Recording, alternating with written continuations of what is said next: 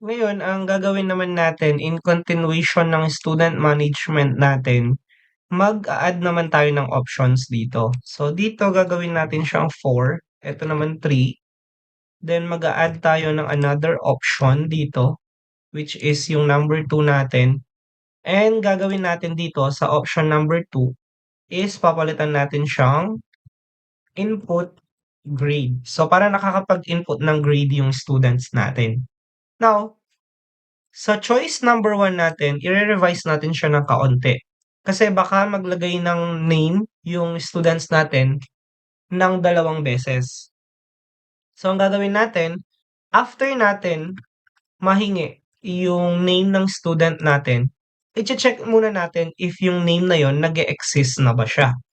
So, sasabihin natin, if yung name na yon in students, yan, nag-e-exist na siya, ang gagawin natin ngayon is maglalagay tayo ng print. Then sabihin natin dito, name already exists.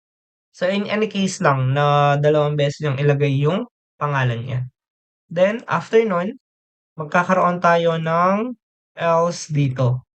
So sa else natin, ang gagawin naman natin is erase na natin 'to. So dito ang gagawin naman natin, magkakaroon naman tayo ng students. Tapos iche-check natin yung mga names natin. Now, if yung names na yon ay wala or sabihin natin none, ang gagawin ngayon natin is we will add it successfully. So, ang gagawin ngayon natin is piprint natin. Tapos, after natin malagay yon, call out natin yung name. And then, sasabihin natin, added successfully. Ayan. So, yan ngayon yung magiging mechanics ng choice number 1 natin. Now, instead of bracket ito, papalitan natin siya ng curly braces natin. Ngayon, after that, ang next naman, yung sa choice number 2 natin. Okay, so sa choice number 2 will be yung option natin, of course, para sa students natin na grade. Okay? So, ang unang gagawin natin ay erase muna natin itong mga 'to. So, after nun, dito na part, ang gagawin natin, kukuha tayo ng name is equal to input. Ito siya. Yan. And then, palitan lang natin 'to. So, ang sasabihin natin dito, or okay lang, enter student name natin. Then, after nun, ang next naman is magkakaroon tayo ng if. Yung name na yan in students, okay, nag-e-exist siya, ang gagawin natin, i-create tayo ng variable na grade, equal natin siya sa int, short for integer kasi ang grade po ay integer at whole number po yun, wala siyang decimal. Then, lalagay natin input, then, sasabihin natin sa kanya na enter grade. Yan. So, after nun, ang next na gagawin natin is, kunin natin si student, kunin natin yung name, and then equal natin sa grade. So, ibig sabihin, merong specific grade yung specific student. And then, gagawin natin, print. So, sasabihin natin dito ay grade added successfully. Yan. So, meron na tayong if ngayon dito sa ating choice number 2. Now, magkakaroon tayo ng else dito. Sa else naman natin, ang sasabihin lang natin ay student not found. In any case, nawala namang name ng student na gano'n na nilalagyan mo ng grade.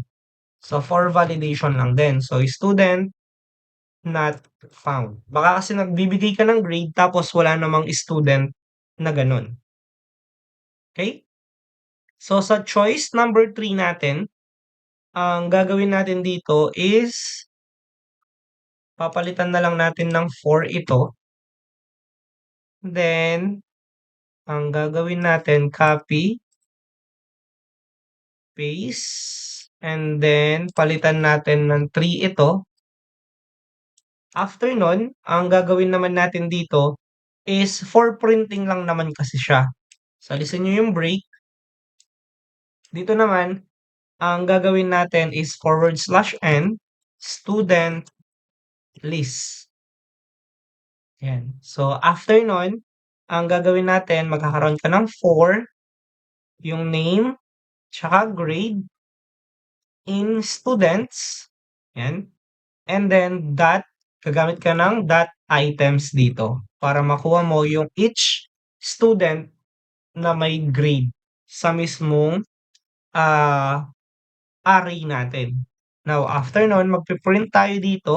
So, ang piprint natin yung name, tapos colon lang natin siya, space, tapos comma, yung grade ng students natin.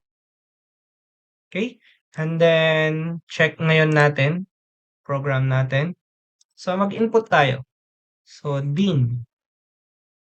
So, Dean successfully input grades, enter student name, Dean. So, enter grade, sabihin natin 90. Okay, grade added. So, view natin siya. So, Dean 90. So, add tayo ng another student, si Pretty. And then, input tayo ng grade.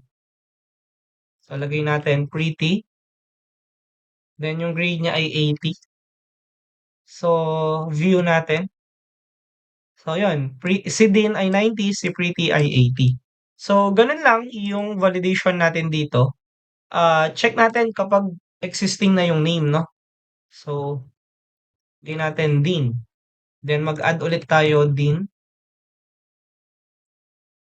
Yun. So, name already exists kasi meron na tayong nilagay na Dean nung una. So, yan yung addition para sa grade natin na input grade para sa specific students po natin.